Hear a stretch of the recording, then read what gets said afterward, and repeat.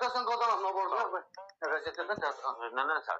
Sən mən 200 manat borcum var. Bildim, ona görə gəlmişəm. Nə borcu? Başqa bərabər yer. Hə, yox, mən elə tapa bilmədim. Dedim, elə sənin yanına gələm qırxım. 200 manatdır, 205 manatdır. Bu gün qırxacaqsan. Allah, mən laf saatımı verim, saxla. Axırda haqqı hesab edəcəyik. Elə deyil. Elə belə saat dölə qazanır. Hə, 1500 manatdan da çox qiymət var. Saxla, ehmal yerə qoy.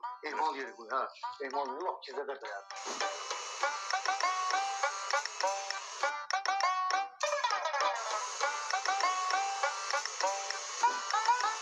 Güzel, saatı alar. Sen benim 255 manat borcun yok dedi. 250 ve 5 manatla senden kesiyorum. Doğrudan jest. 5 manat jest deyirsən. Çox sonra. Əgər sən o 5-i jest deyirsən, mən də sana jest edirəm. O 250-ni keçirim, saatı verirəm sənə. Qızını saat elə belə saatı götür. Allah xoşun olsun. Hər yerində denən ki, məhəbbətin saatıdır. Öpürəm qızım, sağ ol qızım, sağ ol. Sağ ol. Sağ olsun, yine saat verdi bana. Bakıştan beri bu.